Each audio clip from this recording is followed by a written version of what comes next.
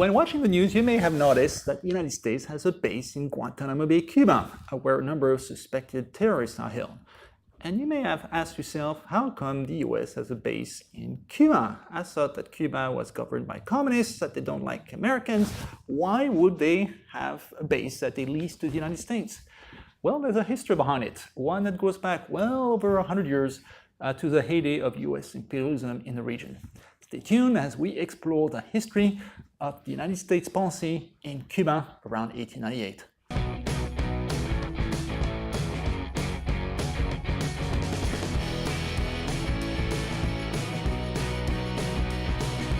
In the 19th century, much of Spanish Latin America became independent. A few territories in the Caribbean, however, remained in the hands of Spain, specifically Puerto Rico and, most importantly, Cuba, which the Spanish called our ever-faithful isle, because it was one of the few colonies that remained loyal to Spain. Why so? Well, part of it has to do with geographical proximity to Spain compared with, say, Chile or Peru.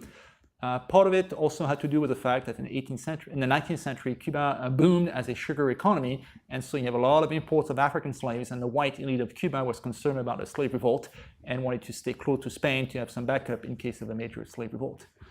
Also, quite a few Spanish settlers went to Cuba in the 19th century, especially around Havana, so you have a strong personal ties to Spain.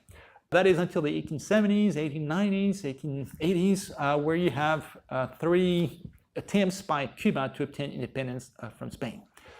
One of the leaders in that case was a man called José Martí, was an intellectual, a poet from Cuba who did all the writing about trying to obtain independence from Spain.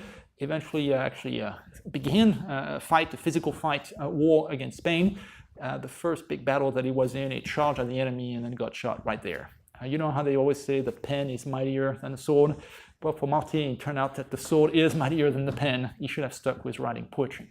This being said, he led the foundations for the intellectual independence of Cuba, and he remains a great hero in Cuba today. So by 1895, the third and final war of independence began, where Cuba rebelled against Spain. So why did that involve the United States at all, you might say? Well, there are a number of reasons for it. And in the previous video, when we did a kind of overview of US imperialism in the region, I told you that there were three main components to why the US would want to intervene in Latin America. Usually it has something to do with money, national security, or idealism. And all three were present in Cuba. Let's start with the money aspect. Over the course of the 19th century, the US had invested quite a bit in Cuba, especially in the sugar interest, which was thriving for a period.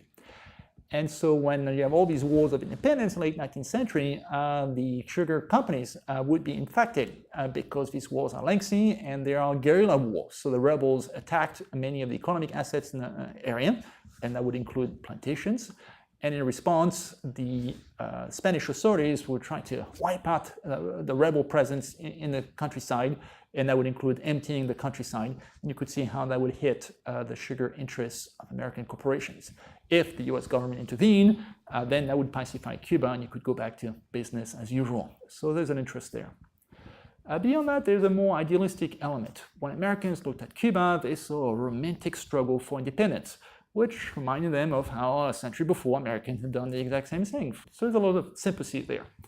Also, in their attempt to put down the rebellion, the Spanish government, specifically General Weyler, used some unsavory tactics. His technique was to round up all the civilians in the countryside and then put them in concentration camps, not Auschwitz camp, but internment camps, where they would be held under close guard, and this way, by emptying the countryside, you would be able to limit any kind of support for the rebels. This was pretty effective as a method. However, it led to many human rights abuses because the civilians would be held up in camps. They had not committed any crime, but yet they are in prison for a period of time.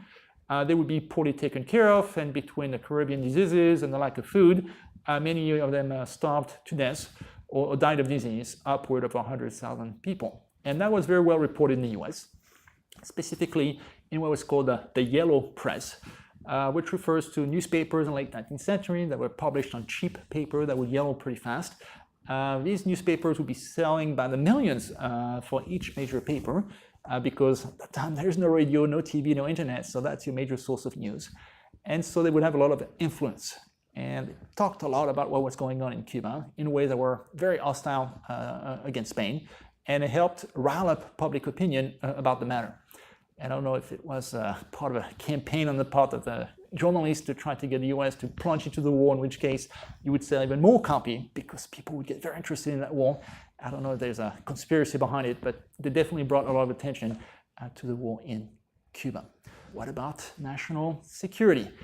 That also played a role. To monitor the fighting, the US had sent some warships, including the USS Maine, which just off Havana in 1898 blew up mysteriously, killing several hundred American sailors. What caused the destruction of the USS Maine? Well, it is still much of a mystery. You have two basic theories. Either it could be an accident. Coal-propelled ships back then had a tendency to explode because you would have fine dust in the hold, and it would be very easy to ignite the whole thing. Or it could have been a dastardly maneuver by the Spanish to willfully blow up a ship, the USS Maine. That's the theory that most American journals at that time embraced, that this must have been a plot by Spain. So in that case, it's casus belli, a cause for war. They attack our ship, we have to defend ourselves. Remember the Maine became the battle cry. Whatever the reason, if you add up all of that, the US declared war on Spain in the spring of 1898.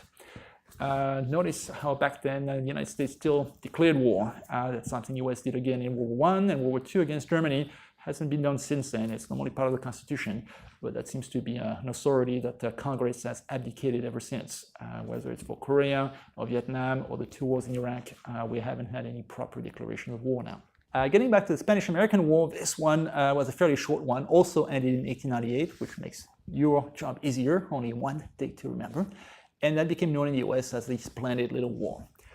The US sent two fleets, one to the Philippines and Pacific, which was another Spanish outpost. And then in the Battle of Manila Bay, Admiral Dewey was successful. And then you have another fleet going to Cuba, and in the Battle of Santiago de Cuba, the US fleet was also successful. And then you also have some fighting on land. Among the fighters would be Secretary of State, future President Theodore Roosevelt, who was a Rough Riders, was part of the fighting on land.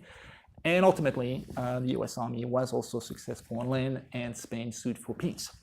That led to the Treaty of Paris in 1898, which is a kind of important treaty to decide what do we do with the territories that remain. One of the desires by many American imperialists at that time was to expand territorially, and that would have meant maybe taking over Cuba. That created a problem, diplomatically speaking, because when declaring war on Spain, Americans had insisted that they had nothing to do with, no desire to overtake Cuba as a colony, that this was an idealistic campaign, not a power grab. And so attached to the initial declaration of war earlier that year was an amendment called the Teller Amendment, T-E-L-L-E-R, which had promised that the United States would not colonize Cuba, to indicate to the Cuban rebels, we are not there to replace one colonial power with another. When the war ended so successfully, by the end of the year, many American imperialists were thinking, why did we swear off the most important asset we could have gotten from the war? So there's a big desire to find lands that the US could colonize without violating the Teller Amendment. Well, maybe the Philippines, we could get that. And so the United States, in 1898, at the Treaty of Paris, obtained the Philippines from Spain, which went from being a Spanish colony to an American colony and will remain so up until the end of World War II. Filipinos were not consulted. In fact, were not too happy with that, and there was a major rebellion in the Philippines the years that followed under Emilio Aguinaldo. Another territory in the Pacific that would be of interest to the US would be the territory of Guam.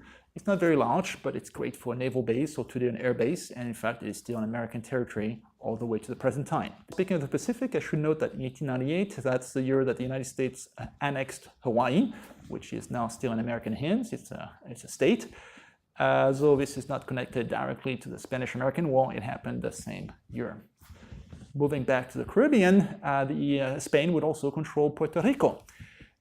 Why don't we take that? And that's how Puerto Rico became an American territory in 1898. It is still the case to the present time. It's not quite independent. It's not quite a US state either. It's a commonwealth that is kind of in between. And that's one of the long-term legacies of that Spanish-American War of 1898. So what about Cuba per se? Well, we can't quite colonize it outright. We promised not to do it, but we don't want to leave either. And so the US Army stayed in Cuba for many years after the 1898 war, 1999, 1900, 1901, with the Cubans looking around and thinking, well, thank you for helping us win our war of independence. This being said, we already had fought for 3 years beforehand, before you came along just to finish the job. We didn't really need your help. Thank you for whatever help you gave, and just go. You have overstayed your welcome. Well, the US Army eventually left, but only after the Cubans agreed to something called the Platt Amendment, P-L-A-T-T, which was very essential to the future of Cuban-American relations in the 20th century. What does that entail? Well, under the Platt Amendment, 1, the United States would withdraw. That's what the Cubans wanted.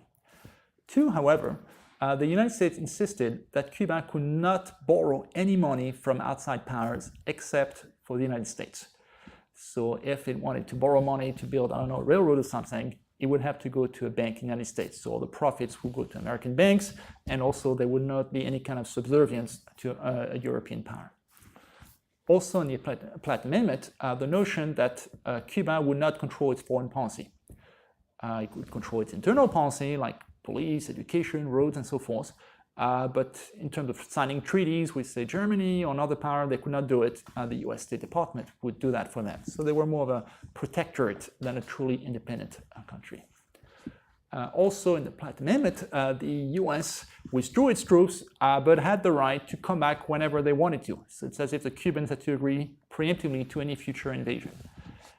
That meant that if the Cubans ever strayed too far from the past and elected a president that was a bit too anti-American or threatened American interests, then the US Marines could come back. And they did. If you look at the history of US-Cuban relations, you'll notice that you have quite a few US invasions in the first decades of the 20th century. Last element of the Platt Amendment, the United States would obtain a naval base in Cuba. That base eventually became that of Guantanamo, where we started today. Technically, it is not American soil. It is still Cuba, but because it's been leased to the US indefinitely, the US has fortified the place, and Cuba doesn't really have access to it. That became a bit awkward in the 1950s and 60s when Cuba became communist, so that every year the United States would send a check to Fidel Castro to pay for the rent at Guantanamo, and every year Castro would refuse to cash it because he complained that the US should not be present in Cuba in the first place. The rest of the Platt Amendment was abandoned in 1934 by Franklin Roosevelt as part of the Good Neighbor policy. The one thing that still has remained with us is Guantanamo. So what's the purpose nowadays? Not so much as a coaling station anymore. However, it does play a different role, which is based on its odd legal status. This is an American-controlled territory, but that is on Cuban soil. So Cuban laws can't really apply there because the Cubans control the territory. On the other hand, American laws don't apply either because this is not American territory, and that can come in handy.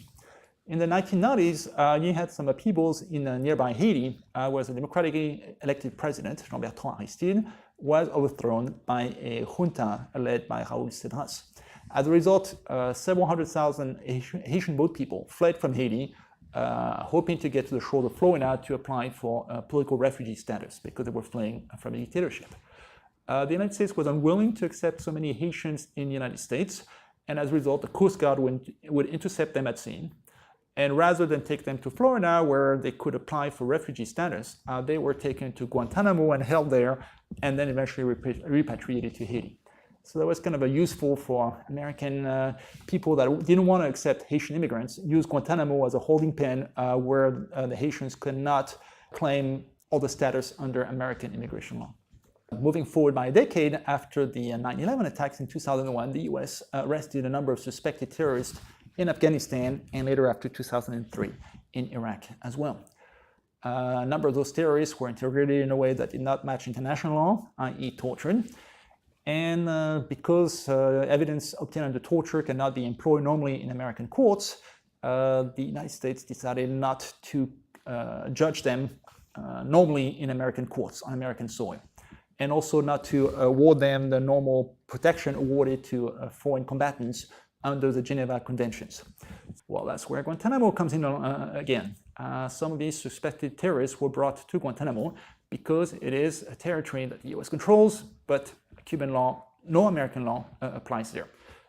So people can be held indefinitely. I'm taping this in 2019, and even today, 15, 20 years after the fact, you still have a few dozen prisoners in Guantanamo that are held there, even though they have not been properly charged with a crime since. So that's the explanation to that mystery. How did Guantanamo end up in American hands? How come American law does not apply there? How come Cuban law doesn't apply there? You now know.